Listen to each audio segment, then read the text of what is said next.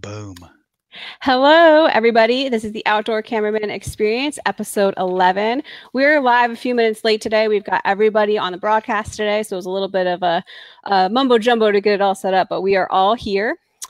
This is Jake Latendresse. I am Jess DeLorenzo, and we are Latendresse Media Collective. How are you doing, Jake? Doing well. Big Good. day today. It is a big day. We've got some big guests, some really profound education to share with everybody today. We do not have a photography or camera-based show today. Instead, we are going to discuss a really important issue that affects us all as avid sportsmen and hunters, and then especially people who work in the industry as well, because without a healthy population to hunt or the ability to hunt it, we are kind of out of a job on some fronts. So we decided after we were contacted about this topic of CWD that we would have these amazing guests on the show and have this discussion. Are you excited, Jake? I'm excited. This has been a highly anticipated show. 11 episodes into this program. It seems as though we've had our distribution and our reach out there to people like this, and it seemed like a great platform to talk about this. And like you said, this doesn't have anything to do with camera work or photography, but it is the basis to really the entire outdoor industry, because whitetail is king. And, today's topic is going to be chronic wasting disease. It's a highly controversial topic. There's a lot of rumors and hearsay and opinions that are floating around, and there's science. So yeah. we decided, go ahead. We decided to bring in the science and facts about this. We got great questions. Jay's going to represent the bow hunting community and offer up some really good questions to Dr. Kroll and Ted Nugent. Ted Nugent is going to be addressing lots of policy and politics involved in the conversation.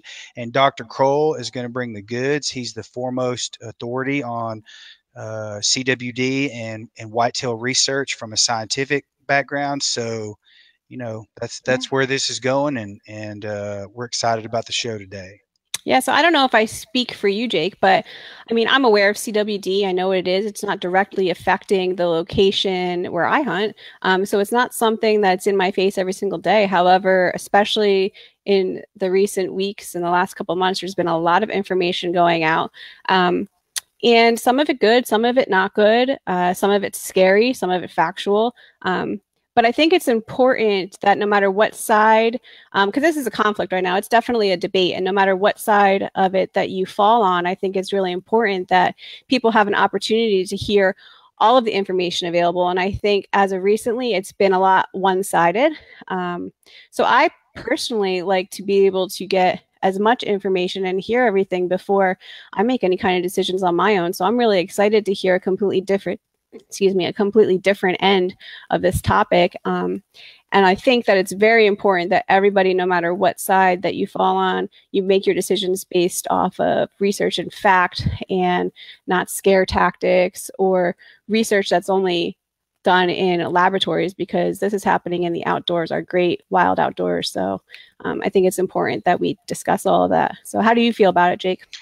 Yeah, some people know this, most people don't. I have a degree, and I have a Bachelor of Science degree from Colorado State University, ironically. And so I've been somewhat educated on CWD, even going back to my college days.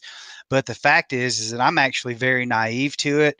I didn't do a ton of research. I wanted to do a little bit before the show started, but I want to come into this being fairly naive and uneducated on it, so that I could hear the facts coming from these three guests and get a better feel for what we're dealing with, and learn at the same time the viewers are learning. So yeah, Definitely. I just don't know a ton about it, but we're getting ready to learn a whole lot more. So oh yeah, we're going to learn a lot today. So without further ado, how this is going to work too is we're only going to have 4 live screens at one given time. So Jake and I will be alternating in and out of this conversation, because we have a lot of people to get on here. Most importantly, our guests. We have Mr. Ted Nugent. I mean, who needs an introduction there? But I mean, wildly acclaimed musician, hugely involved in politics and government. He's an advocate against drug and alcohol abuse, which I think is one of the most important titles that he has. And then we have Dr. James Kroll. He is a wildlife professor, has tons of experience, runs drdeer.com. He's one of the most foremost aficionados and authorities on white-tailed deer and deer in general. And then we have Gregory of the Wild Outdoors. He's been in the bow hunting industry for as long as I can remember. He's got one of the longest running shows, The Wild Outdoors, on TV. And I mean, anything about deer, you can ask Jay and he'll know as well. So without further ado, let's get those guys on the show. Here they come. There's going to be some technical issues as well, so everyone just stand by.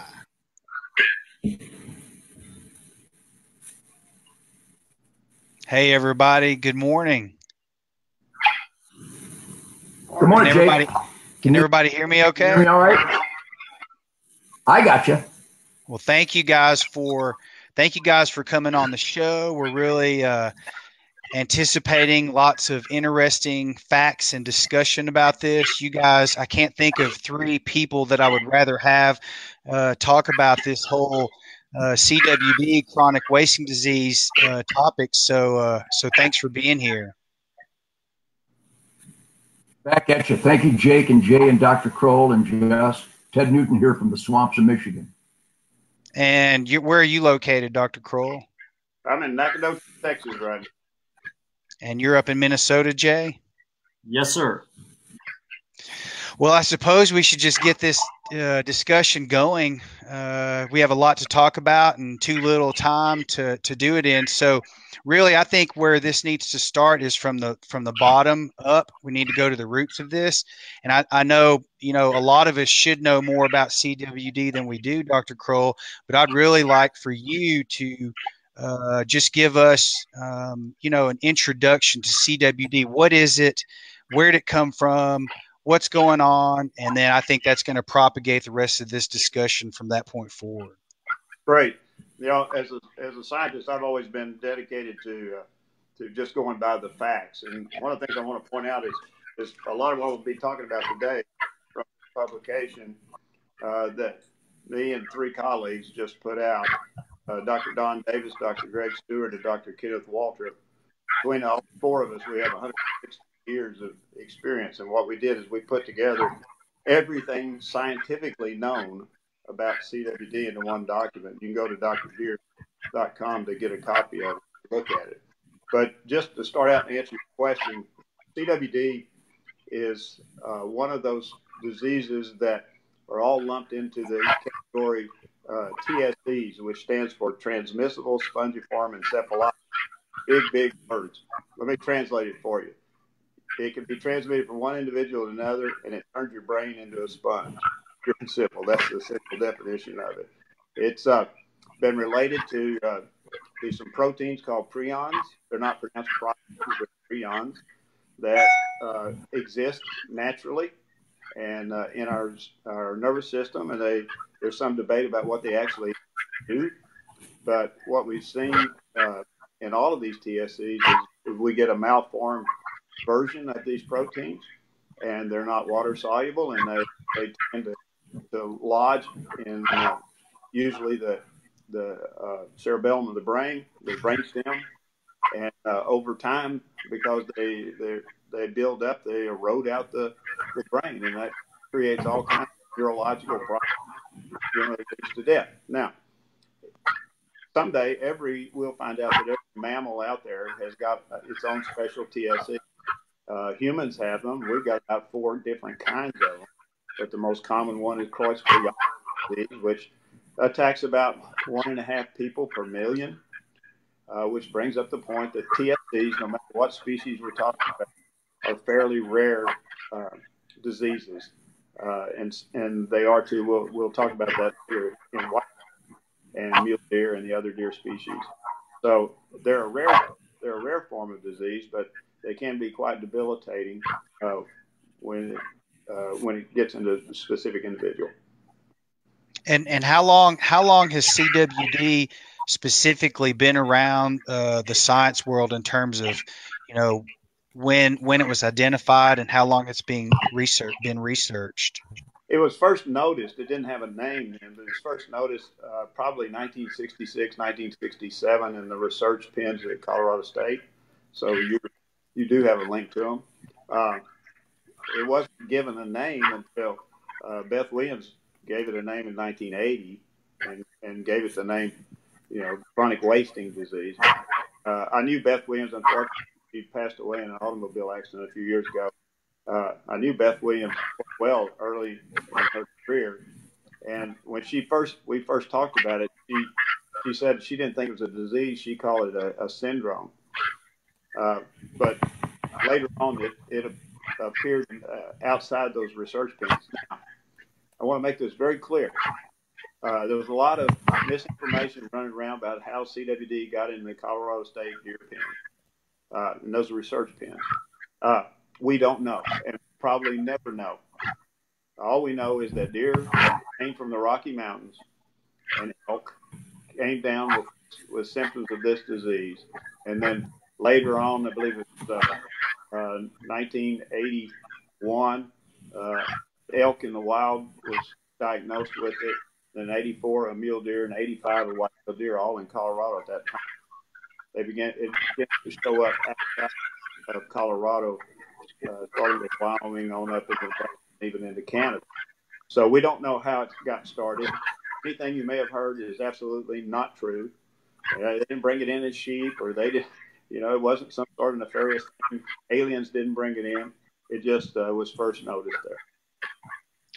That's been a big misconception. Even when I was at CSU studying wildlife, I remember back in the late 80s and early 90s when the disease came up in discussion amongst classmates and even professors, that it was isolated to the Front Range here in Colorado. And then all of a sudden, and this is something I've talked to Jay about, all of a sudden it shows up in Wisconsin. And I don't remember how long after that or when that exactly happened, just because I don't recollect. But I remember thinking at that time as a college student studying wildlife that now if it's isolated here and it started here and all these rumors are running around about how this was purposely, injected or given to the ungulates in the wildlife pen, how on earth it got to Wisconsin without some form of distribution that quickly. So it was really confusing to me even back at that time. Yeah, I hate it when people come up with all these wild theories and then on the internet they become fact. And the fact is we will never know how it appeared or how long it had been out. Okay. So moving down the line here, Ted, I know you've got a lot that you would like to discuss about this from your perspective, in conjunction to what's already been said. What's your point of view of all this? Well, first of all, I don't want to share my point of view, but the point of view and the actual boots on the ground experience of my friends, Dr. Kroll and Jay and yourself and all the sporting families across the country who cherish this hunting lifestyle. We have a driving instinct, a powerful motherly type instinct to participate in God's renewable creation as stewards, hunters, fishermen, and trappers. And I am representing a pulse of just working hard, playing hard, sporting families who are very concerned about bureaucratic power abuse, intentional propaganda and misinformation. And I have no dog in the fight. I'm 70 years old. I'm going to have growing seasons for the rest of my life. So I am not in it for Ted Nugent by any stretch of the imagination. I get to share camp with dedicated sporting families across this country, experienced ones, novices, people who are just being introduced. And we are responding to the powerful healing powers of nature by not just being spectators, but being participants. If I can quote Cochise, if they kill off all the deer and the elk and the bison, I will hunt mice because I am a hunter. I have to be connected to the earth. The ultimate compliment a human being can receive is that they are grounded and down to earth. The most grounded, down to earth people in the world are participants in God's tooth, fang, and claw annual natural season of harvest.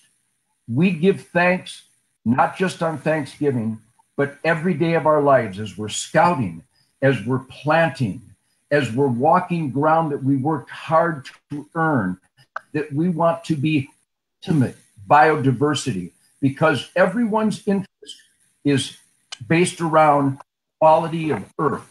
Air, soil, and water quality gives quality of life, which can only come from wildlife habitat. The instinct, the powerful driving force in our souls, in our intellect, in our physics, and our spirituality is to touch the earth, grow things to sustain our families and our fellow man. That is the essence of hunting, fishing, and trapping.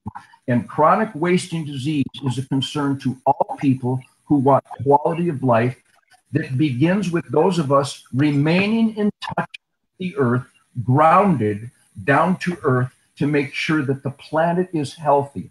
There are a lot of diseases and wildlife conditions, from episodic hemorrhagic disease to bovine tuberculosis to blue tongue to anthrax. There are all kinds of medical and health and scientific considerations. I am angry at the new colloquialism, fake news. I believe that the sporting families of this country are being bombarded by fake news, by either ignorant or dishonest bureaucrats or people involved with the wildlife management of this country that don't have a spiritual hands-on connection. And those of us that do have a spiritual hands-on connection, where we put more in before we harvest what we take out, our very existence as down-to-earth hunters, fishermen, and trappers is being threatened by bureaucrats who take misinformation and hypothesis from a computer model in an office, instead of wearing out the boots that Jay wears out, that I wear out, that Dr. Kroll, we wear out boots walking wild ground. CWD has not compromised hunting in America. It is the hyper overreaction of bureaucrats and some wildlife concerns, whether it's sporting groups or organizations or clubs, who are hysterically overreacting to what might happen, what could happen. No one has ever got the TSE from white-tailed deer or deer or any cervix. No one has got the disease from eating the meat. No one has got the disease from hunting. Here in Michigan, which used to be the #1 hunting state in the nation, now it's a toss-up between Texas and Wisconsin and Pennsylvania. We cherish venison. Venison is the healthiest protein available to mankind. Even in endemic areas of chronic wasting disease, people have continued to eat the venison, and no one has gotten the human version of the TSEs from that. And Dr. Kroll can give you the scientific stats on this, but we are concerned that, once again, fake news and abuse of power, and for whatever reason that all logic defies the desire to misinform people from some other self-appointed authorities on white-tailed deer biology, it is scaring away hunting families, which will reduce and ultimately eliminate the finances and economy that is the hunting lifestyle: licenses, fees, tax, food, lodging, travel, groceries, guides, outfitters, butchers, coolers, taxes. I mean, it is an entire monster industry approaching $10 billion a year in Texas. They say $6 billion, but I don't think they're adding up the center pivots. I don't think they're adding up all the supplemental feed purchases. Am I right, Doc? Go ahead and nod on that. Yeah. But ultimately, it is the lifeblood of rural America, economically speaking, and quite honestly, nature speaking, science speaking, and more important than all of that, the physics of spirituality that drives us to harvest our own quality, natural, organic, renewable, sacred protein. In Michigan, right here, they are banning feeding and baiting. There is a man somewhere, and I want to meet this man face to face, who will tell landowners in America, in Illinois, in Pennsylvania, and Wisconsin and Michigan, there's a man who will tell us, I cannot put a mineral block on my farm. I want to meet that man because he is incapable of explaining that. He is incapable of providing any evidence or data that says putting a mineral block or spilling corn or dropping a sugar beet has ever caused any harm to any land or any animal. Yet, based on hypothesis and presumptuousness, they are deterring. And I don't need to bait. I don't need to feed deer. But who can tell me I can't? It's one of the methodologies that 90% American hunting families utilize on occasion as a choice. And we're worried about attrition in the hunting world, losing license buyers. We're worried about the lack of recruitment. This plays right in to the guaranteed attrition and lack of recruitment when these regulations have no wildlife biology basis, and the hunters are going, well, I don't want to get a ticket and I don't want to get fined because I put a mineral block on my farm in Illinois. This is bureaucratic power abuse based on nothing but individual ignorance or abuse of power. It can only be attributed to ignorance or abuse of power based on presumptions. And I'm fighting this with all I have because I want more families to get the healing powers of nature as a hands-on steward participant hunting, fishing, and trapping. The hysteria based on hypothesis and presumption is literally causing families to stop hunting. And there is no science to support that. So I want to drain that swamp, even though my life is based on a swamp, a real swamp. But I want to drain the bureaucratic swamp because the bureaucrats are ruining not my sport, not my recreation, but the sporting family of this country. It is our life. It's how we live. We grow that corn and leave some up for the wildlife through the winter. We grow those soybeans and leave some up for the wildlife during the winter. I could go on, and I will censor myself right now because I'm so passionate about this. As a 70-year-old rock and roll guitar player, my hunting life saved my life. And it's saving people's lives every day because they're down to earth and grounded by participating in God's natural renewable creation. So this is not about sport. It's not about recreation. It's about freedom and honest nature, not fake news, bureaucrat nature. And I rest my case. There's a lot of I mean, we're getting flooded with comments and questions right now, but I would like to get to Jay because can you guys turn your volume down just like a couple notches? I think that's what the problem is with our audio. If you can, I'd like to get to Jay because he's got lots of questions. He represents the bow hunting community, and while he's been a professional hunter with his TV show for many years, he's been a spokesperson about this and wants to dig into some of the controversial questions and comments that have been made, particularly recently. So I'm going to turn the screen over to Jay so we can start getting into some of his questions. Some of them, I think perhaps, to moderate this, Dr. Kroll, you can address it scientifically. And Ted, when Jay's done with his question, if you want to come adjacent to Dr. Kroll, you can address it from another perspective.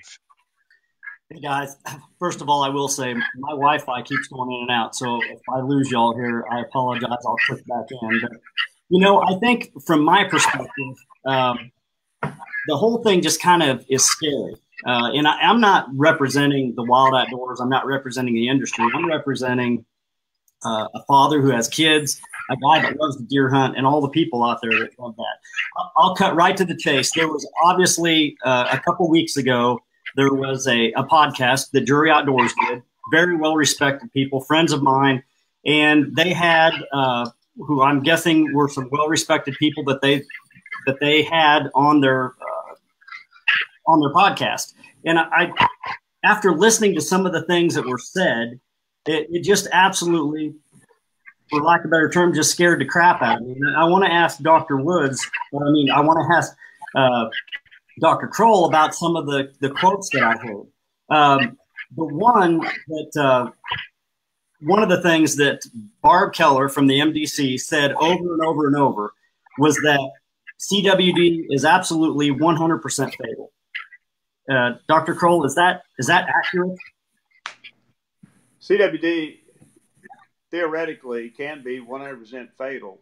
The problem is that it takes a long time to incubate.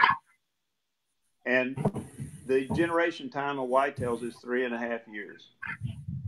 By the time a whitetail can become clinical, that is showing symptoms of the disease, they've been dead and eaten by something 2 years. So the vast majority of deer that are said to have died from CWD in the wild, well, I mean, we can kill them in a pen, but the vast majority of deer that are attributed to die from CWD in the wild have died from something else. That is something that's very important to point out. When I was deer trustee in Wisconsin, we asked for all of the necropsy, which are animal autopsy reports for the CWD zone, because we wanted to put a number on how many deer have died in the CWD zone, which is probably one of the most concentrated places for CWD in the world. We got initially 22 reports over almost 10 years of time, and very few of them, the cause of death was designated as CWD. We put that in our draft report, and everybody got upset because they said there were more. So I said, give them to us. So we eventually got about 90 reports. And again, a very, very small percentage were actually diagnosed as dying from CWD. Now, am I saying that deer don't die from CWD? Not at all. What I'm saying is that in the wild, it is rare for a deer to actually become clinical and die from CWD. We find it every once in a while. A doctor once told me something I'll never forget. He said that as a man, I'm 100 times more likely to die with prostate cancer than from it.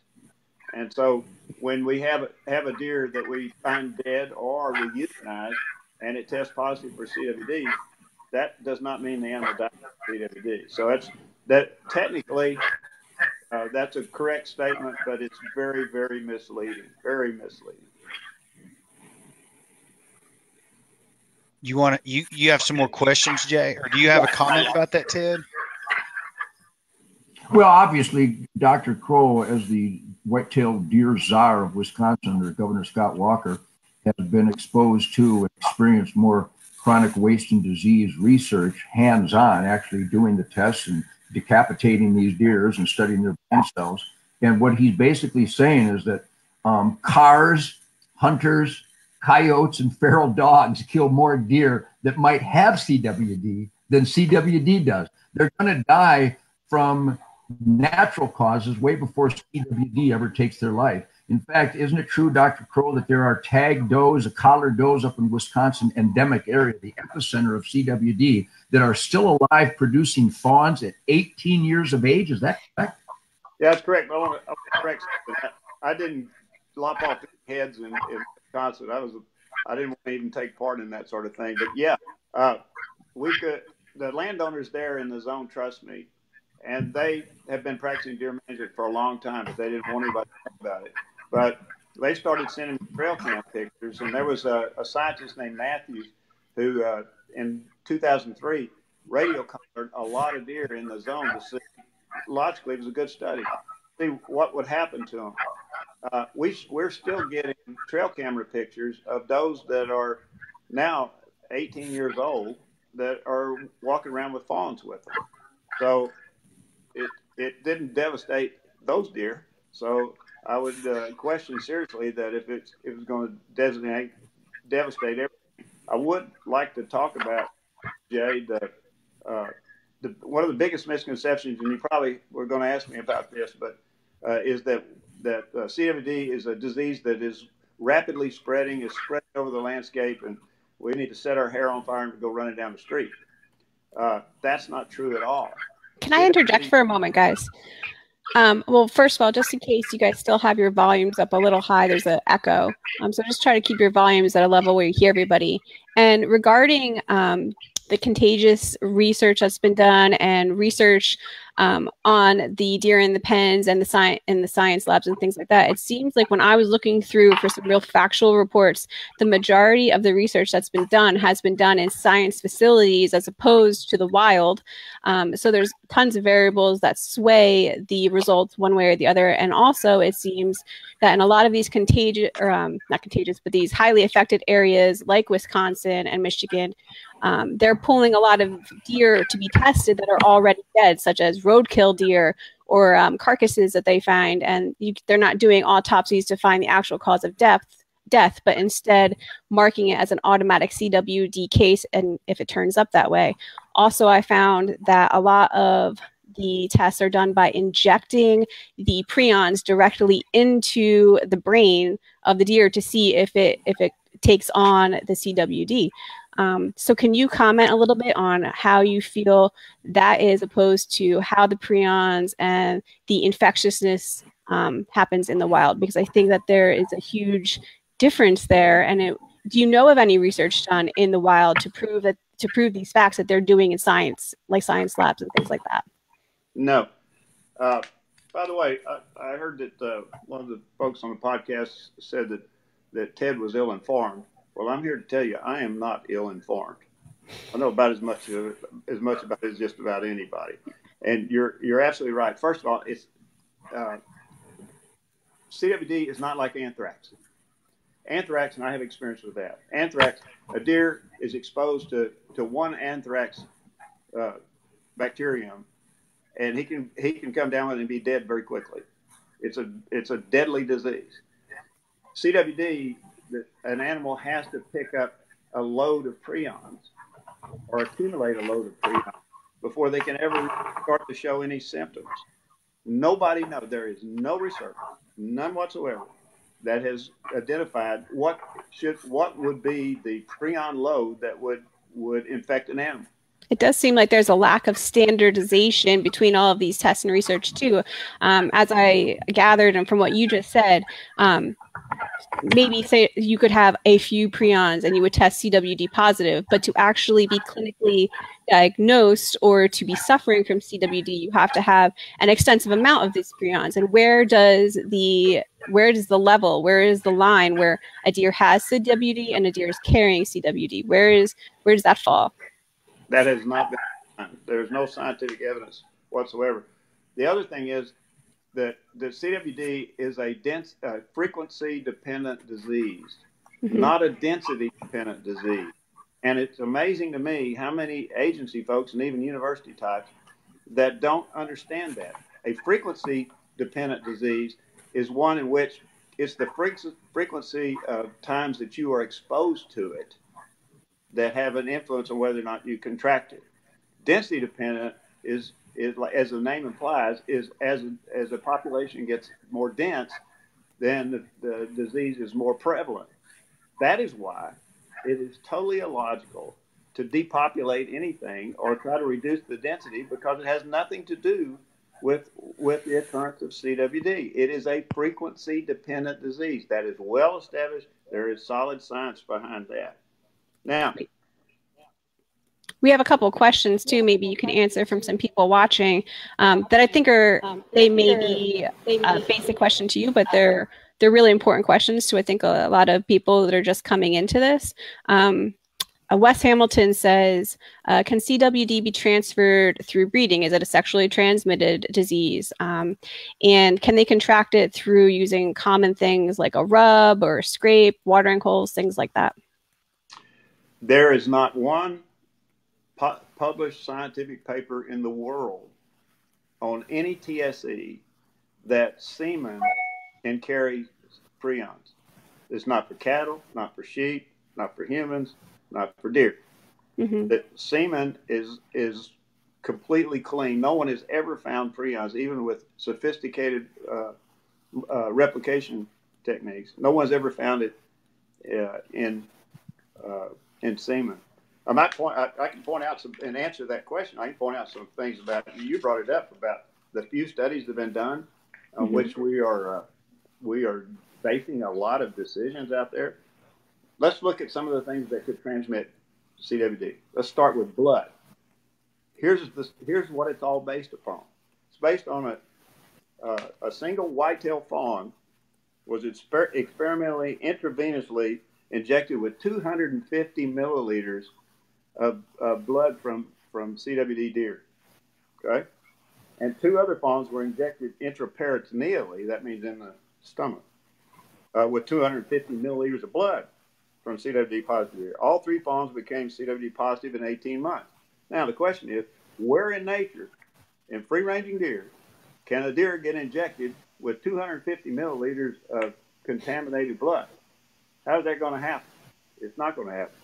Let's talk about urine and feces.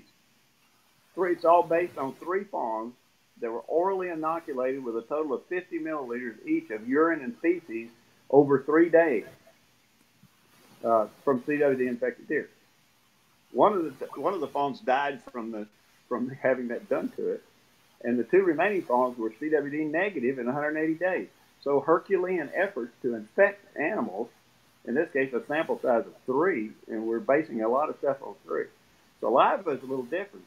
3 fawns were orally exposed to 50 milliliters of saliva from CWD-infected deer. By 180 days, all 3 fawns were CWD positive. But again, where in nature are free-ranging deer exposed to 50 milliliters of saliva? Those studies I'm talking about there are what this is all based upon. What it's all based upon is that.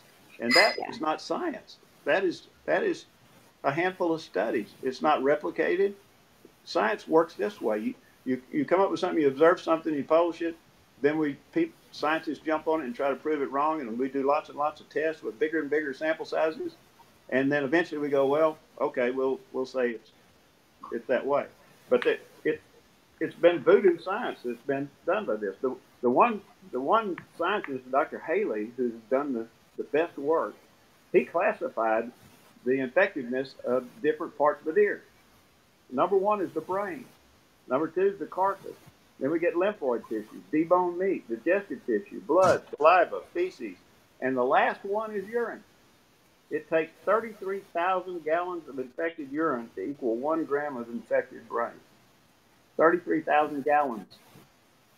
But yet, what do you see? You see agencies banning deer urine. So that, like as I've said, deer really don't want to get CWD. They have to be challenged by it over and over and over again and build that. And we don't know what that level is. That was a very good question you asked. Jay, I know you have a lot more questions. Let's get a couple more of the ones you want to get out there. This kind of fits right into the narrative of, I think the general public is very confused because we get so many conflicting reports about stuff. And I want to ask Dr. Kroll and Ted about this. In that podcast a couple of weeks ago, I know someone that you know, Dr. Grant Woods, who's well respected. I know you know him.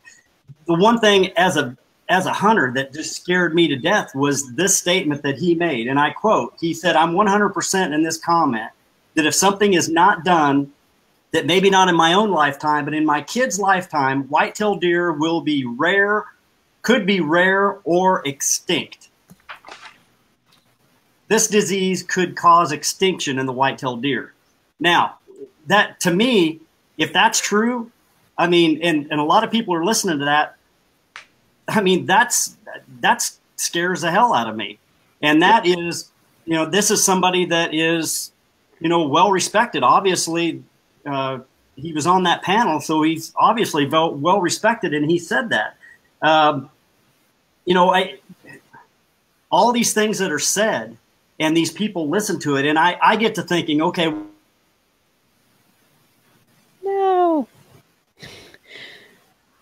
not a deer hunter. There he goes. They go Jay, out.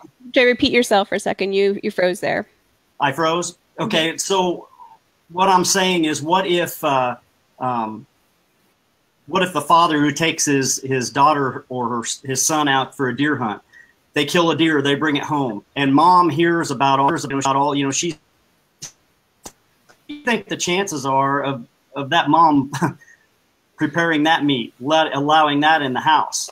If I heard all these stories, I wouldn't. I mean, if you believed that CWD was the next bubonic plague, which is what it's almost painted out to be. I watched the podcast from Joe Rogan yesterday, and I can't remember the gentleman's name that was on there, but I mean, he was comparing CWD to mad cow disease. They were trying to make a comparison. They were saying, well, it could be transferred. Technical difficulties at Jay's house. But I watched that podcast too, and they were making a lot of comparisons. And as someone who's not well informed, including myself, it was like if you would just tune into that, you could be swayed to be completely against eating venison. So I understand exactly what you're saying. I'm sorry, my Wi-Fi keeps going out. But one other thing I wanted to ask real quick that just kind of blew my mind. I was reading your paper, Dr. Kroll, and you put in there that funding has been spent on basically this whole CWD deal, and included in that is killing that of thousands and thousands of deer, trying to eradicate the herds in certain areas. And to me, that is, and I think you'll find that most of the general public, that's the part they don't understand. How, if you're trying to save a deer by going and killing them, how does that make any sense whatsoever to the average guy? And to me, it makes absolutely no sense, but maybe somebody can explain it to me, and, maybe it is effective. Is it? Yeah. And where does this money come from, too? Answer that. I think the viewers would love to hear where all that money's coming from that's getting spent on this. It's all tax money. But yeah, in some ways, it's true. When a positive deer shows up, thousands of deer die by the bullets of the people trying to exterminate them. I've already said it's a density. Disease, not a density dependent. So killing deer is not to do good. I'm disappointed in with that hysteria. When CWD showed up in Wisconsin, three outdoor magazines published three things that died from CWD. Totally and patently false. CDC, everybody says it's false. We lost 12% of our cost $1.5 billion. He said, Mama was when Daddy and the kids came.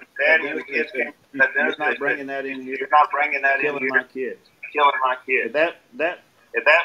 If I wanted to kill, I want to kill hunting. About 80%. I would convince hunters and the general public that venison was an unwholesome thing. And so when these guys who's supposed to be professional scientists are saying this kind of stuff, they're aligning themselves with the anti-hunter, and they're going to kill. Let me address this thing. About spread. Dr. Kroll, one moment, please. We're having some major audio issues. Ted, can you step in and give us your take on this? Because I know you have a lot to say about what we're talking about at the moment.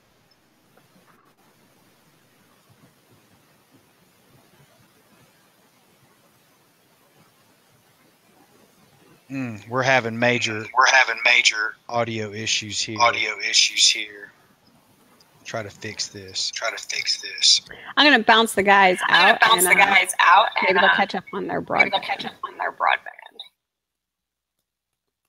You guys hear me? Yeah, we can hear you. Sorry about this. I think it's a matter of the broadband catching up.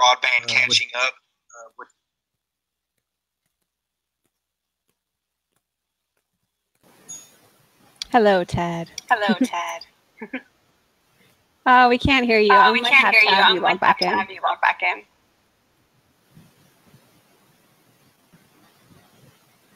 Hey guys, bear with us. Bear with us. There's a lot of people getting on this feed. All right. So who's here? Who can hear? Who can hear? I can hear you. All right. All right. Okay. All right, Dr. Kroll and Jay, take the floor. Go ahead, Jay. Well, no, I just posing the question to you, Dr. Kroll, about the whole.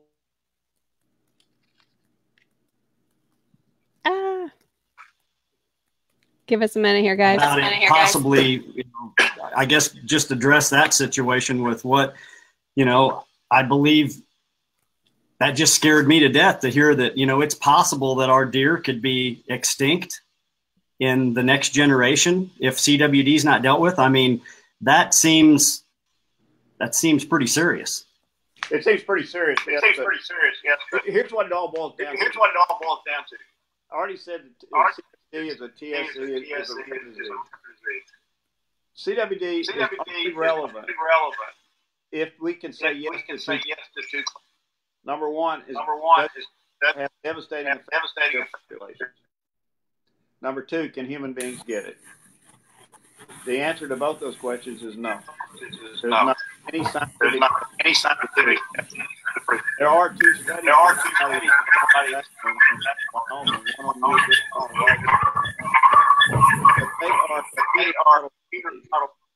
And they are studies that have got all factors. While they inherently have low reproduction. They live in an area where they've got habitat issues. They got climatic issues. That is the worst place to study the impact of CWD on deer. When CWD shut Wisconsin, I went on national television and stuck my neck out and said that 20 years from now, this will not have devastated the deer populations. Well, we're almost 20 years from now, and it was true. It's not because I have, some sort of divine knowledge or something. I'm a biologist. And I know what deer do. As I said before, by the time a deer can become clinical, she's already reproduced 2 or 3 times. So she's already reproduced. In order for a disease to have an impact on a population, it's got to have an impact on reproduction. And that just has not been the case. The only place in Wisconsin where deer populations are really growing, ironically, are in the CWD zone. The populations have almost doubled in those areas. So I don't see that being a problem. So, one of the debates that I'm hearing a lot, particularly recently, is the fear and the scare of these prions being able to jump from one thing to the next. Can you talk a little bit about discrediting that? Because that seems to be the popular hang up with people that are misinformed. Yeah, or scared. Scientists do not use words like could, might, maybe, what if, those kinds of things. We don't use that. We use facts. And all of the studies out there, there's some what we call Frankenstein studies, and it's very. I've got to where I won't even read or listen to a study that's published in which they cut a hole in the skull of some animal and injected prions into it. That is not solid good science at all. They use genetically modified mice and hamsters to test these things, but all of the studies, bar one, have shown that even primates are not going to come down with CWD. Now, the one that everybody that wants to say that there's a chance, it was a study that wasn't even published. And the real study, the National Institutes of Health published a study this year in 2018 that said after 13 years, macaque monkeys did not come down with CWD. Now, let's take the worst case scenario, mad cow disease, BSE. Mad cow disease showed up in 1987. Since 1987, how many million pounds have been eaten by the 400 million people that live in Western Europe? In all that time, 223 people out of 400 million people have contracted variant Creutzfeldt-Jakob's disease. Now, every life is precious, but 223, and that's the worst case scenario. It didn't devastate the cow population. It sure as heck didn't devastate the human populations of Europe. So there's no evidence to this date that chronic wasting disease can infect the human being. Now, in the case of variant Creutzfeldt-Jakob's disease, there's recently been shown to be a genetic trait that's very, very rare in humans that makes some humans susceptible to mad cow disease. Do those things exist in humans? We don't know, but there's no science to back it up. And this hysteria that is mainly aimed, it's all about funding. As they said in The Right Stuff, no bucks, no Buck Rogers.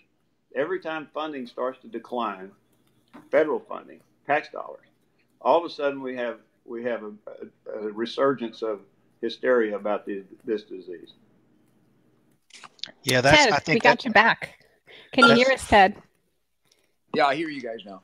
I think that's one of the annoying things about it, Dr. Kroll, is that, what people can't wrap their hands around in terms of politics and bureaucracy is channeling the money into a dog leg for science or whatever, politics or whatever it is. When it starts to go dry, then all of a sudden this resurges, and people can't wrap their hands around the fact that perhaps there's some leverage there being used to channel money in for different reasons, and that's the most effective way to channel money. So that's what they do. It just boggles my mind that people don't understand that about politics. In 2006, the Wisconsin legislature conducted an audit of the CWD eradication program. Their conclusion was it had not been effective, which is a really kind political term for failed. That was in 2006. In 2007, the infection rate in the zone jumped way up. What we found out during our investigation, as part of being the deer czar, is that the sample protocol changed, and that they were either purposely or accidentally biasing their sampling towards the very animals that were most susceptible, and that's why it jumped up. In 2015, the outdoor press, some of the outdoor press, and some of the folks that are pretty adamant about controlling CWD in Wisconsin, put out word that the infection rate, statewide infection rate in Wisconsin had jumped to 9.5%. Well, as it turns out, 89% of the positive samples came from the original 4 counties. And what they did is they took those, and they sampled more there. They took those, divided it into the number of samples for 72 counties, and came up with 9.5%. Totally bogus. It would be like trying to decide what is the average height of a basketball player and going out and measuring 25 high school basketball players and 100 professional basketball players, and concluding that the average basketball player is about 7 feet tall. That is bad science, and that happened in 2015, and it's kind of continued on. Should we, since we're having technical issues, they seem to be cleaned up when we pop our guests in and out, so there's fewer people on the screen. You want to pop Ted or Jay in, Jess? Well, Jay, I was trying to text him. The echo is on, I found out, on Jay's computer, so I need him to go find some earbuds or get that volume down so low he can barely hear us. I can only see Ted's top of Ted's head. Yeah, the Michigan swamp has proven difficult for Ted today too, but I think he's in.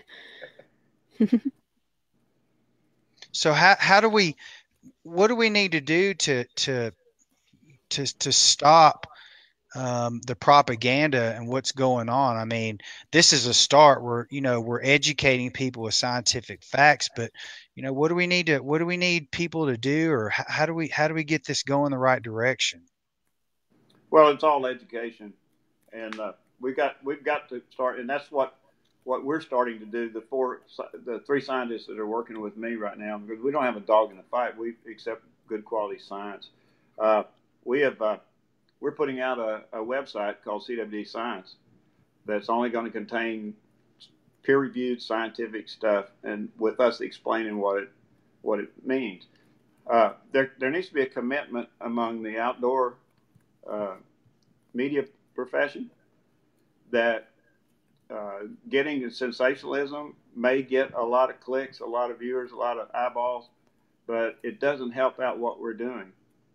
And we need to get folks together, start talking reasonably, and ask the question: what do we need to know scientifically to answer these questions out there? And one of the things we don't need to know is we need to know the difference between probability and possibility. If you stick something in an animal brain, it's possible, but it's not probable. And that's what we've got to be looking at. Dr. Kroll, I have a question for you real quick. Is it fair that these deer breeders and high fence areas? Oh, man. I know what he's going to Sorry about that. Everyone seems to want to blame the high fence than the deer farmers and whatnot, when in all actuality, I mean, they're the ones that are funding a lot of this research on, and they're the ones trying to take care of the deer and do whatnot. And with everything you said about the urine and the feces and everything, could you elaborate on that a little bit? I mean, I think they're getting an unfair rap on this thing. It sounds like, anyway. Well, if you can't kill the messenger, kill the messenger. So whenever I make any comments about it, they come back and say, "Oh, you're just a shield for the breeders and all that." I'm a shield for the white-tailed deer. That's all I really care about. Here are the facts. There are 3 states that have CWD only in breeder pens. There are 8 states that only have CWD in the wild. Okay? In Wisconsin, we had 3 deer breeders, or people had permits in the zone when all this happened, and they came down with CWD. The state veterinarian sent our committee a letter saying that 2 of those had illegally gone and gotten wild deer out of the wild and brought them in, and one was a taxidermist that was taking in, all sorts of material from hunters, and that it was not brought there by deer breeders. So it's not a deer breeder disease. It's not a wild deer disease. It's a deer disease, pure and simple. The nice thing, if there is such thing as nice, the nice thing about at least deer breeders is if they come down with it, we can depopulate easily. When it shows up in the wild, it's impossible. So that's basically the answer. The deer breeders are no more a villain than the deer hunters out there. I'm going to read a comment that popped up. Let's go over a couple of them while we're waiting on Jay or Ted again. Sure. Maurice Greenwood says, "I think the point of deer becoming rare was the prevalence rates at which it is occurring and is higher than reproductive rates. The other podcast claimed within 18 months of contraction, the deer were dead. I have no idea how long it takes for them to succumb to the disease, but if more are dying than are being reproduced and surviving to reproductive age, the population can only decrease." You want to address that? Oh my gosh. I don't know where in the heck they got that information, but I challenge them right now. Whoever's brought it up, I challenge you to produce the science that substantiates what you just said. There is no science out there that even, well, the only thing that comes near it is those 2 studies in Wyoming. That is not backed up by anything. I don't even know how to answer it. I mean, it's not addressable. I see that all the time. That's one of those internet myths, and these people will perpetuate it and swear them down as the truth. And then there's some scientists out there that'll kind of spur them on. Gary Olson says the USDA report from April 2014, CWD infection rates for U.S. testing to date total 164,500 captive deer and elk and 775,000 free-ranging deer and elk, with only 171 captive and 3,130 free-ranging animals testing positive. The infection rate is 4 times more prevalent in the wild herd than farmed herds. Sorry.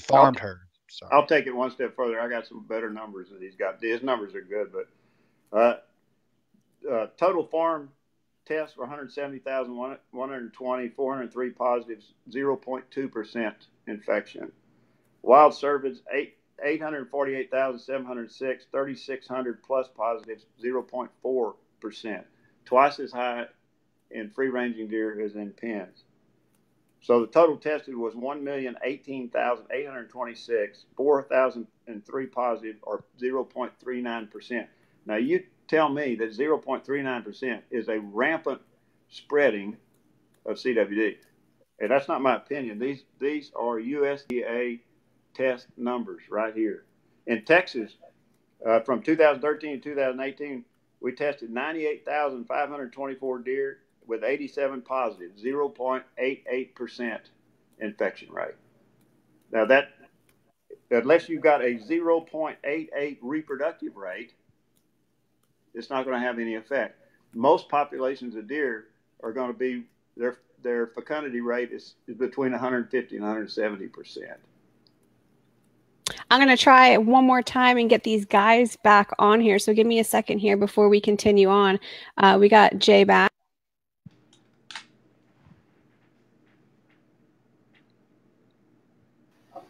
So a lot of people are commenting about how they're asking whether you brought this up to the Michigan DNR and said they totally disregarded what you had to say. Is that right? Absolutely true. I went to Michigan free of charge and made a presentation to the DNR, and the next day they voted to implement exactly what I told them wouldn't work. Jay, you want to go ahead, Jay. You go ahead, Jay. No, I just I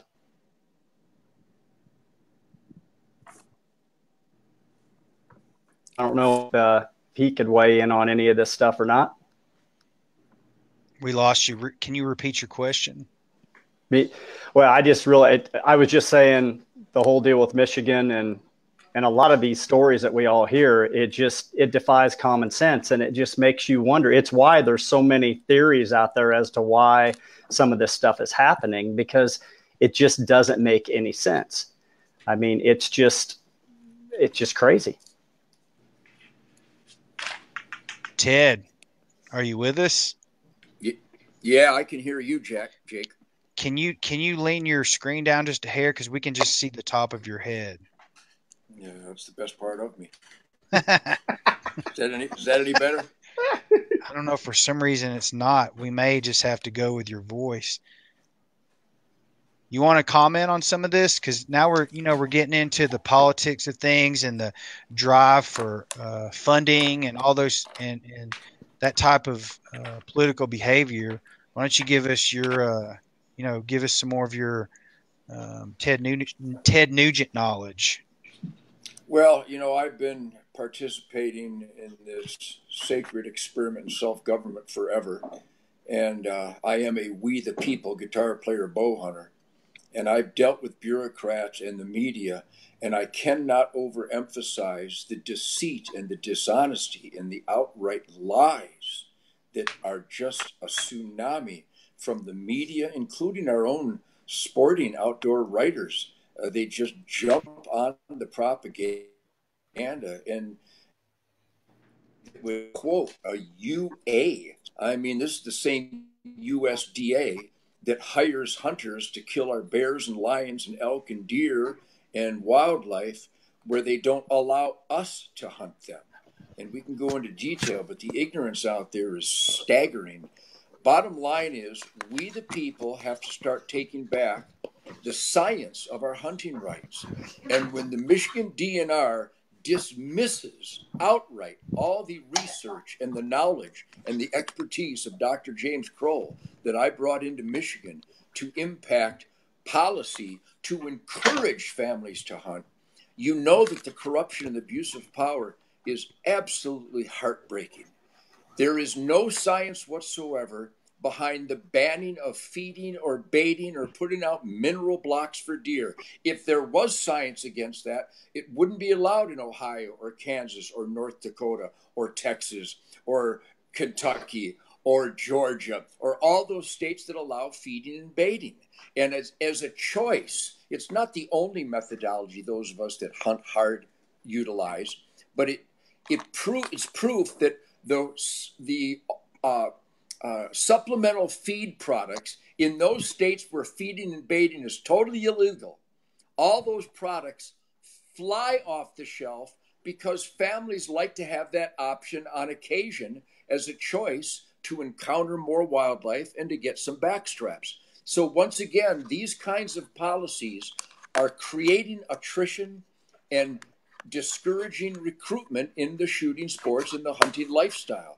And when a bureaucrat can just dismiss Dr. James Kroll based on nothing but guesswork and hypotheses, thereby reducing the participation of families in the hunting lifestyle, the real threat isn't CWD, it's fake news and abuse of power by bureaucrats that dismiss the science that is available. So I'm representing the people who love October and November and December and want to get some backstraps and want to experience the great spirit of the wild, if I dare say. And we, the people, have to communicate with our elected employees and tell them they can't make regulations that have no sound science. In Michigan, the law is that the Natural Resource Commission, by law, has to make wildlife management policy based on sound science. There's no sound science against putting a mineral block on a farm. There's no sound science about feeding or baiting wildlife. So it's really the enemy of hunting isn't CWD.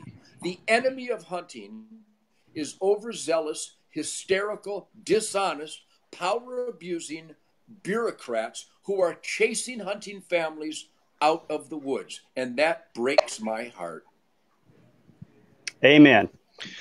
Jay, you got some more questions. I know you had a list. We're trying to get well, through here. You know, just another comment, or I'll pose it as a question, but you know, Dr. Kroll, you know, mentioned that in his paper, which I would highly recommend everyone on this podcast, if you can put a link to that at some time, Dr. Kroll. I read it yesterday, and it's awesome. It's very informative.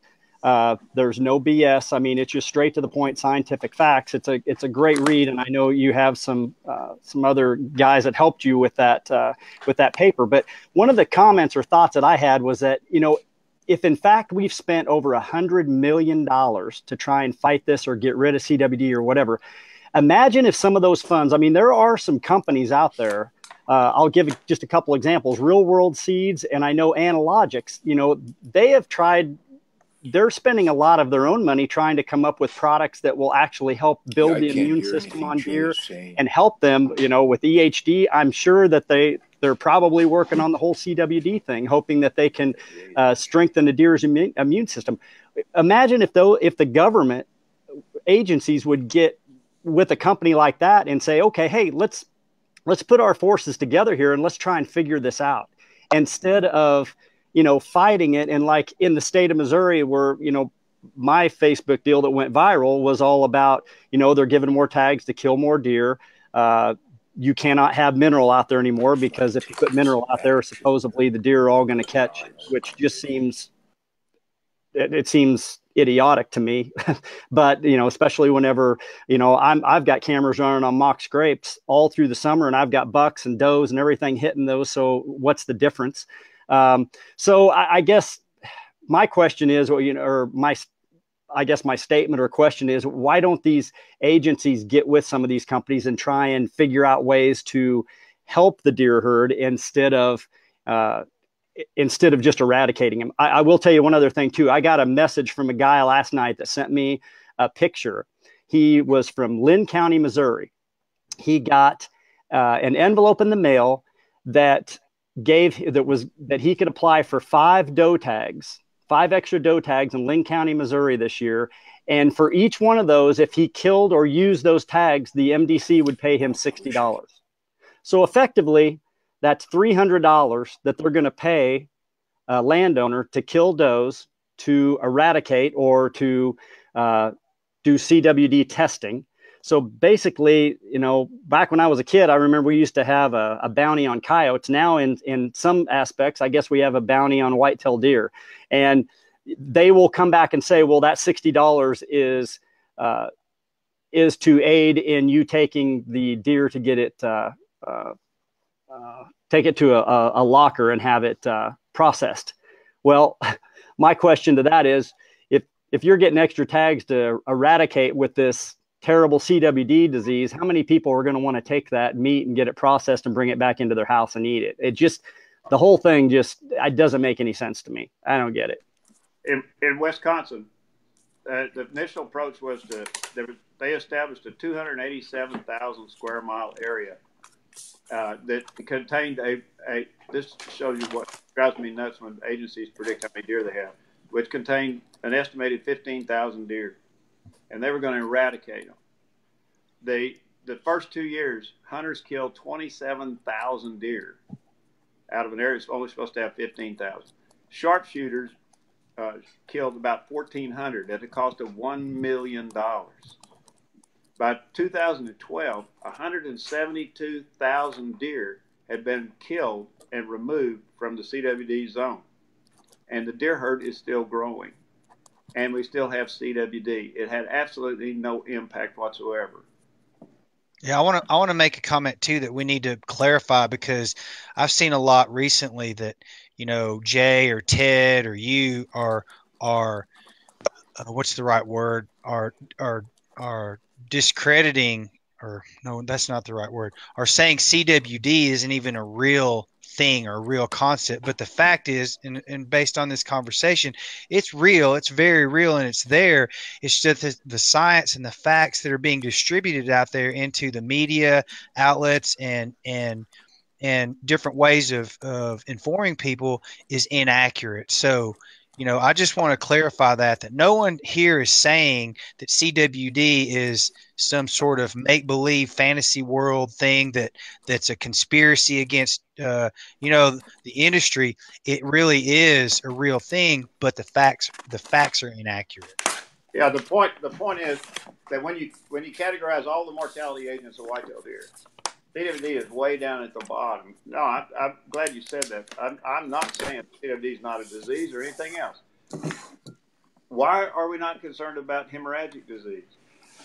The Bible says that Saul has killed his thousands and David has killed his tens of thousands. Well, Saul is CWD and EHD is David. We lost about 90% of the deer herd in the Milk River Valley in Montana. We've lost millions of deer in this country to EHD. Why aren't we concerned about that? I hear the comments from some of the guys that you're talking about in those podcasts or whatever they are.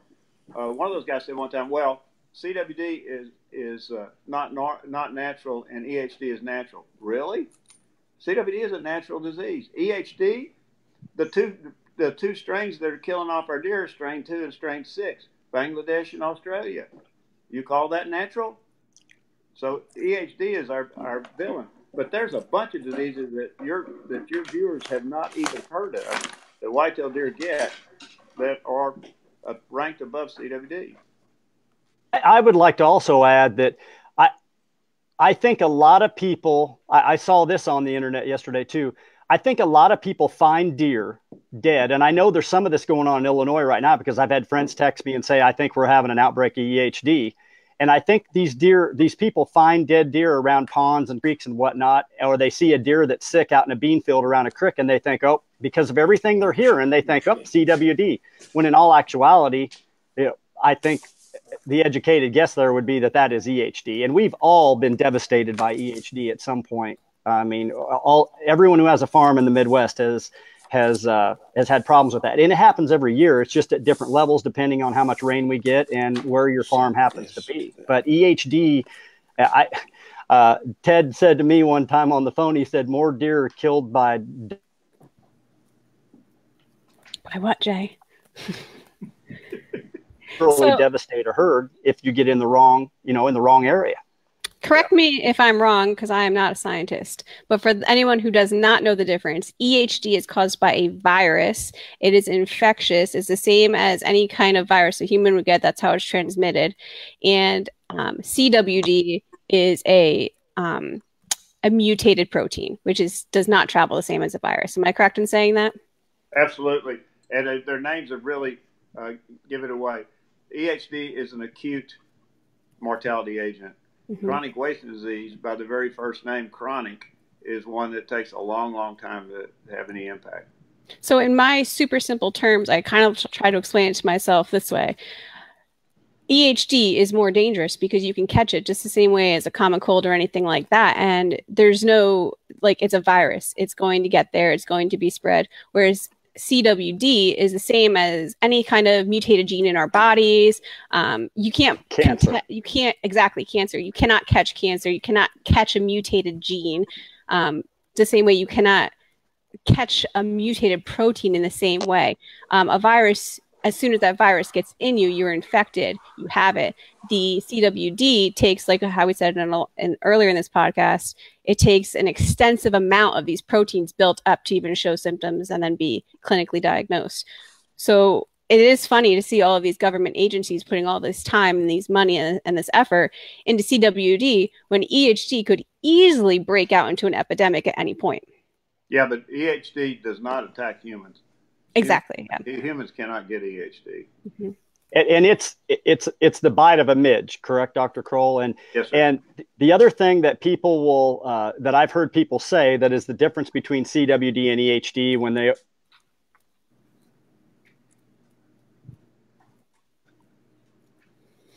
it's not passed on. Whereas they say CWD could be, but there again we go back to the could, might, probable, it probably could, probably couldn't.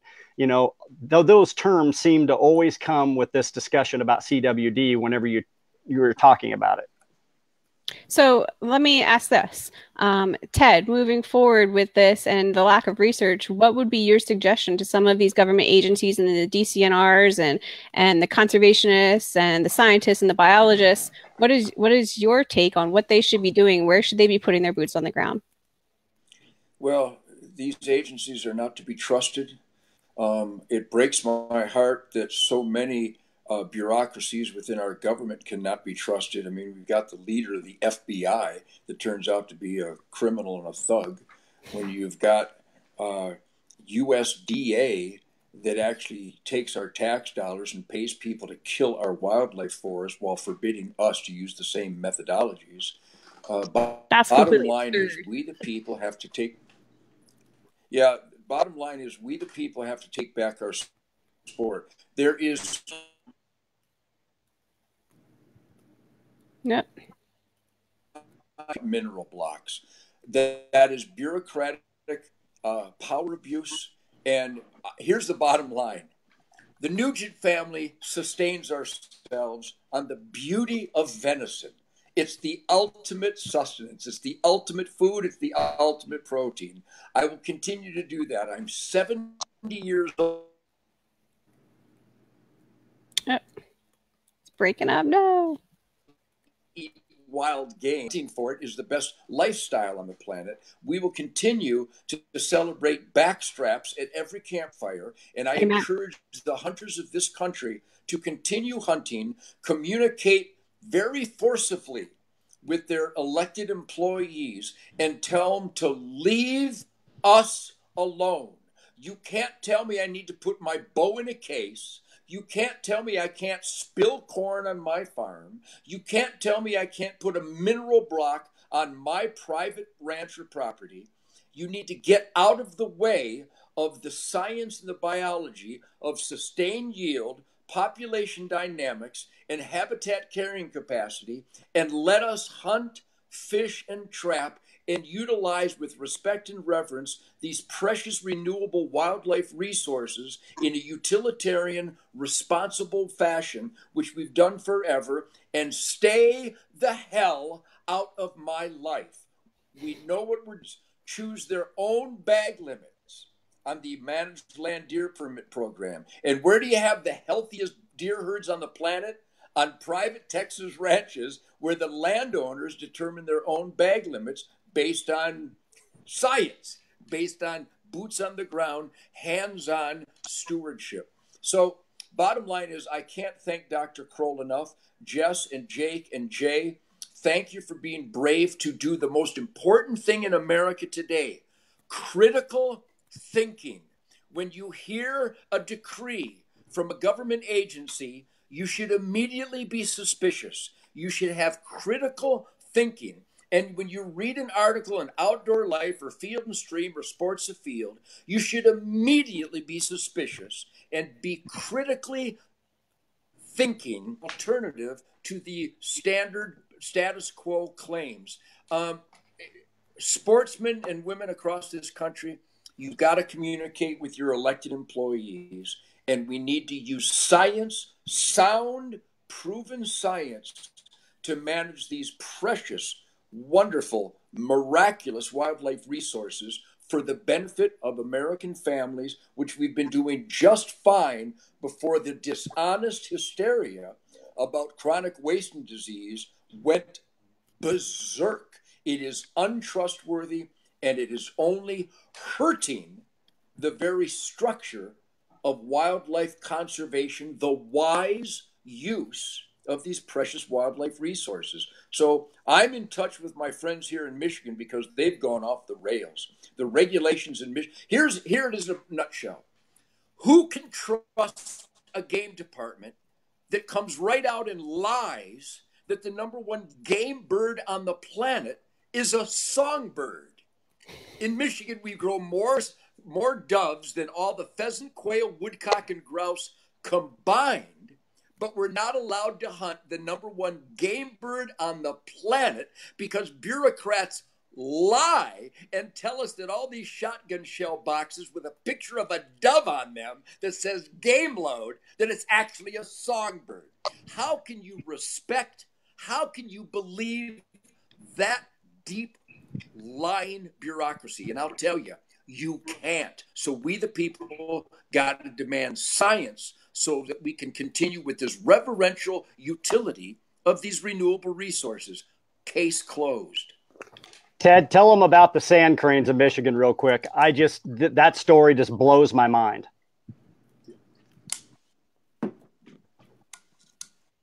Oh, Ted can't hear you, Jay. Ted can't hear me. Okay. Jay said, Ted, tell him about the sand cranes. What's the deal with the sand cranes?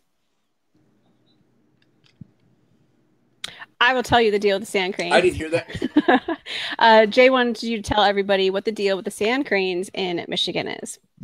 Oh, yeah. How's this? Dr. Kroll, we talked about this. How indecent, how disrespectful against the very ethic of utilizing renewable resources that Michigan farmers, because there's an overpopulation of sandhill cranes, otherwise known as ribeye in the sky. It's a migratory game bird that farmers can kill them, but by law are forbidden to eat them. That law is against the law every place. It's called wanton waste. Yeah. You can't kill a ribeye in the sky and put it in a hole in the ground without feeling like a complete deviant. And our game managers in Michigan must be deviants to allow these precious ribeyes in the skies to be killed but not eaten. If that doesn't offend you, then I don't even know what species you are, because that's wrong, it's unethical, and it's absolutely rude against the foundation of responsible wildlife utility. So, Ted, would you encourage all of the everyday hunters, all of the blue-collar families around here whose lives depend and our traditions depend upon hunting, go and talk to your elected officials. Make sure that they're putting your interests forward, or get the heck out of the interests. Guys, you got to be up to date with what's going on in the legislature. You need to be ethical. You need to stand up for what your background is in. You need to stand up for it. And I think Ted's a perfect example of making your needs known. And let me make another statement, if I may, if you would indulge me a moment. As I express my passion for my natural, reasoning predator, hands-on lifestyle, I know there are guys out there go, Nugent's a convicted poacher. He's a wildlife violator. Well, the reason the U.S. attorney hired by Barack Obama and Eric Holder went after me in Alaska is because I talk like this. The reason the U.S. Fish and Wildlife jackbooted thugs went after me in California,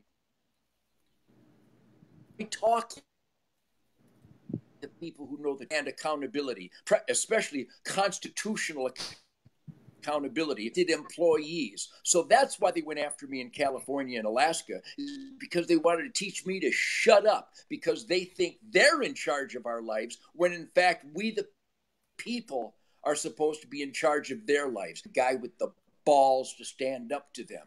So that's why they convicted me of shooting a bear in Alaska that I didn't kill, and for baiting a deer in California that I didn't bait. We have all the evidence and proof, but it would have cost me millions of dollars to fight these entrenched, power-abusing bureaucrats. So I pled no contest to basically a jaywalking ticket to save my family fortune. So that's why people hears at me and claim I'm a wildlife violator. I've never broken a game law in my life knowingly. And bottom line is, if you don't speak up, the bureaucrats will walk all over you. An Illinois bow hunter has to have his bow in a case on his own farm going to his tree stand if he's on a four-wheeler. And the bow case serves what purpose? What purpose does a bow case serve? And same with gun cases. We had the great Wisconsin Governor Scott Walker get rid of a lot of these stupid over-regulations, and we're working hard with the Republican candidates in Michigan to get rid of these power-abusing regulations that play no safety role and that play no scientific role. We need to hunt, fish, and trap based on the population dynamics of the given species to keep them in the asset column instead of the liability column, like Colorado bears and lions and California lions and Estes Park elk, and so many examples of just power abuse and bureaucratic dishonesty. So that's why they're after me, because I got the balls to stand up and fight their dishonesty and their power abuse. Hey, Jess. Yes. The answer to your question earlier about what do we recommend, what are the solutions? Let's come up with what you feel is, like, if you could say one more thing on this topic, what would your goal be? Where would you go with the scientific end and the biology end of this? Okay, I'll say two things. One is that we need to, management is the key. Deer have not been managed. These state agencies are not managing their deer because they don't want to involve private landowners. That's one of the things that we got going in Wisconsin is we've got a DMAP program where we're involving the landowners in the management process. In Michigan, what we showed at Turtle Lake was we can reduce tuberculosis infection through management. What is that management? Managing, as Ted talks about, a healthy habitat and a healthy herd. But if we have to help the landowners. 80% of the wildlife lives on 60% of the land. The private landowners are a big key. Aldo Leopold thought that too. This is the key. We are not managing deer. It's time to start managing deer. And the second thing, what I'd like to just read real quickly, it's very short, is what our scientific conclusion was of all of this research that we did. Is very simple. This is the narrative that people need to, that are watching. A review of the literature based on actual data, not predictive models, clearly shows that any past combination of quarantines, containment zones, surveillance zones, depopulation, elective harvest, increased harvest limits, supplemental feeding bans, baiting bans, bans on the importation of live cervid species, bans on the importation of carcasses, bans on the importation of trophies, and bans on urine-based lures have not been effective in preventing, controlling, or eradicating CWD in any state. These programs have cost in excess of $100 million of public funding and the killing of thousands of deer without any measurable positive results. It's not good. Unbelievable. I mean, it's crazy how much time, money, and resources get. I mean, it happens up with like the culling in the Rhode Island and the New York areas as well, in the populated suburbs. Like so much money going into all sorts of strange, unnatural things. It's just crazy. If they could devote the same amount of time, energy, and resources towards management, science, research in the wild, it would be a completely different conversation we'd be having here. Yes. Is it safe to say it's going to take citizens calling their elected employees? Mm-hmm.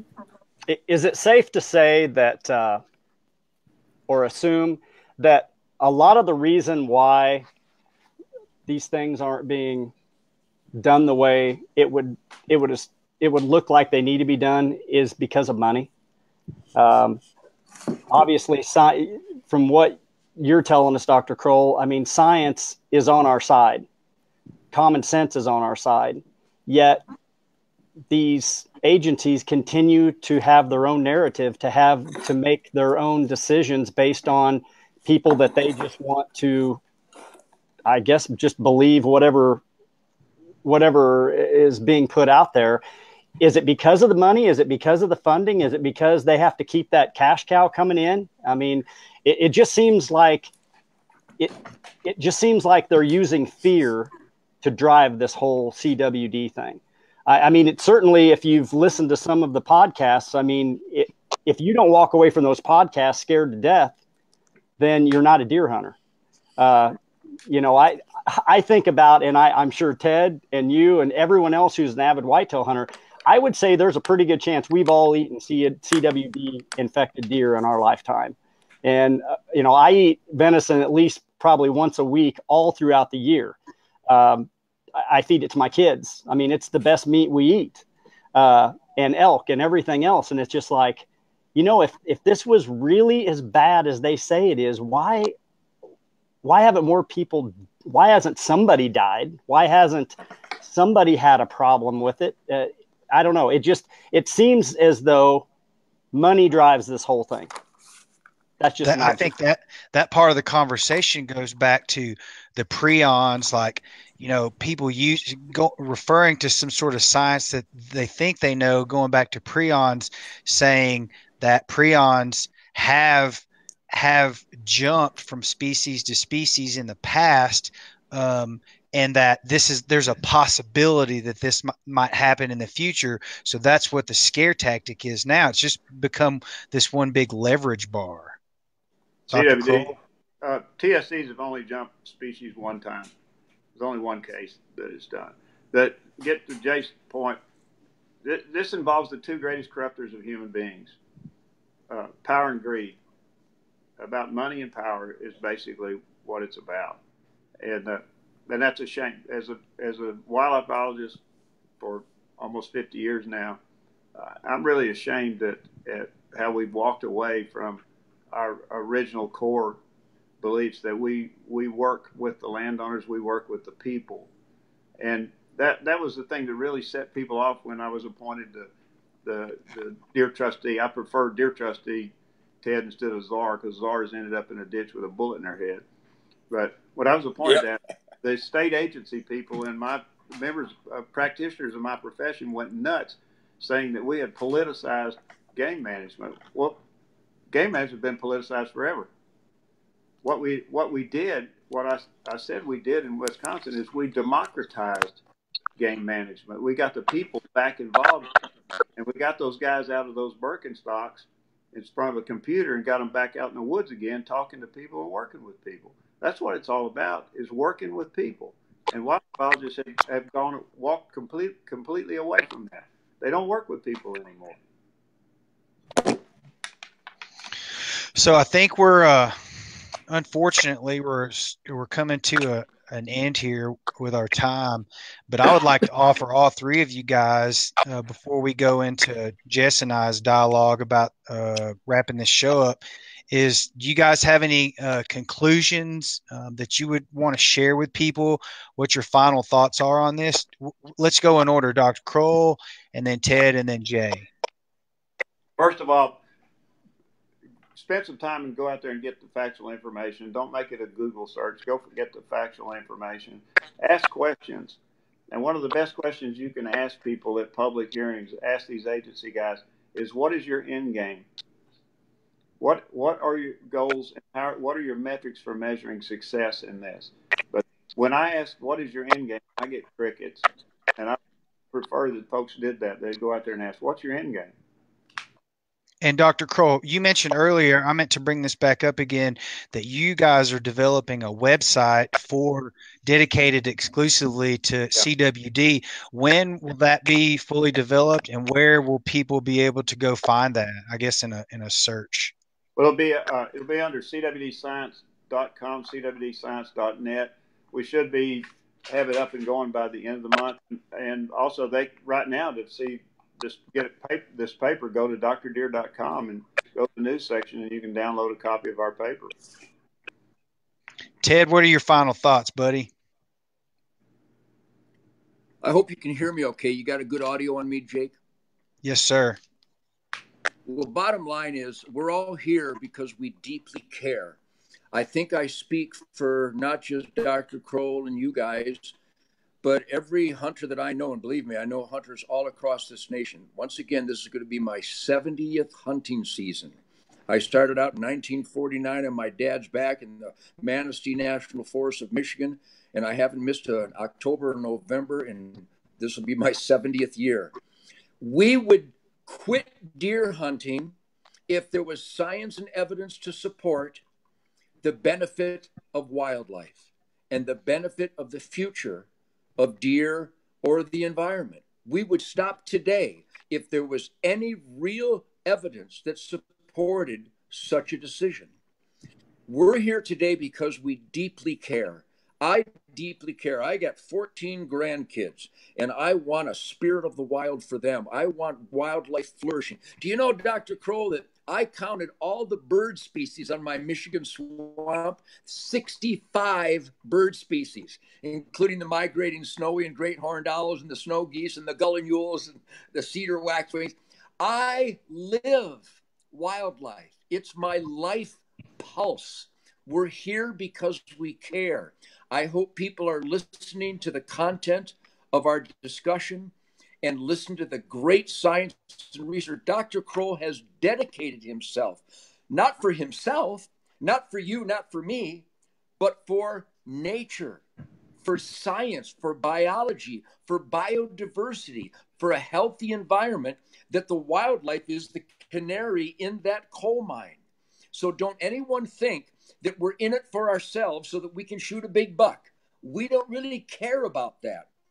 But we know that the possibility at a big buck is an indication that we're good stewards of the environment. That's why we're here today, and that's why people are tuning in. And if you go to my Facebook, and I invite everybody to come to my Facebook and listen to the millions and millions of people that either cherish our hunting lifestyle, are interested in our hunting lifestyle, or at least acknowledge that nature is the guideline for our quality of life and health on this planet. And that the condition of the wildlife, based on this unprecedented, successful, we the people, sound science management, we have more deer than ever before, more turkey than ever before, more cougar, more bear than ever in recorded history. The buffalo is back to the maximum number the land will support.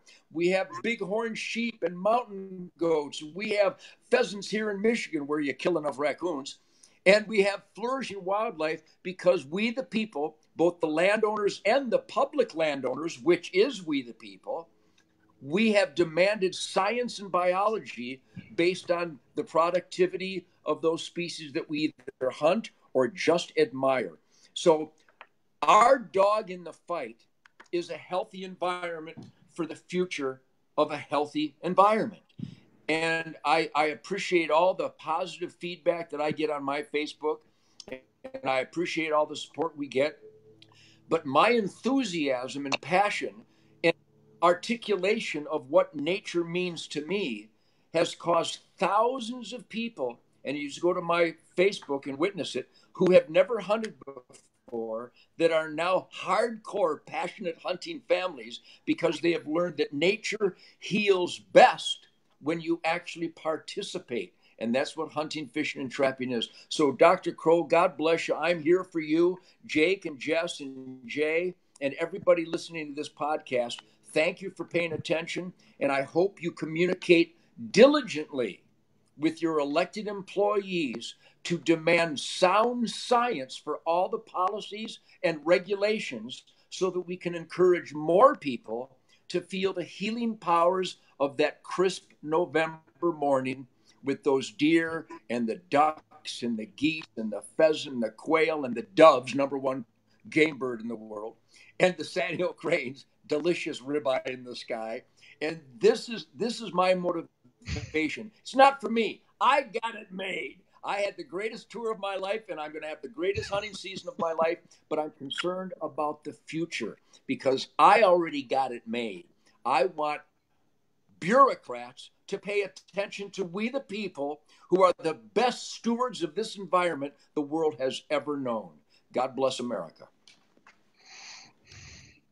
Jay? Well, how the heck do I follow that? That gave me chill bumps. First of all, I'd like to thank Dr. Kroll and Ted for taking time out of their busy schedules to do this. When we talked about doing this a couple of weeks ago, I didn't know if it actually all come together, but thank you guys for doing this. And I think that, my only closing statement would be for just people to ask questions and go to Dr. Kroll's website and read his paper and make sure that, when you hear those words, probably, maybe, could happen, all those things, question it and ask questions and ask why is it probably or maybe or could be. I think this is probably one of the most pressing issues in our industry right now. And it is made to be very scary to a lot of people that are maybe setting that fence of being hunters and wanting to eat wild meat and whatnot. And, I like Ted, and I'm more concerned about my kids and down the road and their kids as kids having deer to hunt and to just enjoy in this lifestyle that, quite honestly, we've all been so lucky to be a part of. So again, I'd like to thank Dr. Kroll, Ted Nugent, Jake, you and Jess. Thank you for putting all this together. And if anyone wants to follow our Facebook page, I'm sure there'll be lots of stuff going on there about it. And I'm going to take some jabs from doing this as everyone else is going to, and that's fine. I'll gladly take them. So anyway, thank you all, and good luck to everybody in the tree and in the blind this fall. Yeah, thank you guys so much, Dr. Kroll, Ted, and Jay, on behalf of the Outdoor Cameraman Experience and Latendresse Media. We really appreciate your time. It looks as though, as the comments continue to flood in, that people want an encore presentation for this conversation. So maybe we'll gather some other thoughts or some more information as this thing progresses, and I'll try to come back on and do this again sometime. So also, I'd like to extend my thanks to Jay and Ted and Dr. Kroll for contacting us and help us put this together. It was very educational, enlightening. I'm really happy that we had this conversation. It's definitely ignited a discussion and a conversation on our social network feed. So I'm sure that there will be some follow-up, and bring in all the questions. We're happy to have these guys come back and answer some of these whenever. So I thought it was excellent. And we apologize for all the technical difficulties. Hard to get a lot of people from wherever they're on at one time. So we'll try to work that out for the next time. Yeah, I think what Jess and I were talking about doing too, this is going to have a home on our YouTube channel, and we're going to edit out some of the technical issues so that we don't have to, live through that again. So you can watch it all the way through. And while that may omit some of the important information and questions, if you can't hear it, it doesn't matter anyway. So, if you're interested in follow up or watching it again or sharing it, by all means, send people to the Outdoor Cameraman Experience YouTube channel, and it will have a permanent home there. Definitely. What'd you think, girl? That was. I felt like I was in like a class. Like I felt like I was in college. It was interesting. I was taking notes. I got some things to follow up on. Yeah, I think, one of the important things for me is really part of the conclusion that everyone sort of, tip their hats to at the end is that we care. I mean, maybe we have some things to lose by bringing this up and going against what seems to be the general public's grain right now or whatever. But at the same time, we care about deer. I mean, we all love and passionately love to bow hunt or to gun hunt whitetail deer. We have, it's part of our heritage, and it's very important to us as Americans.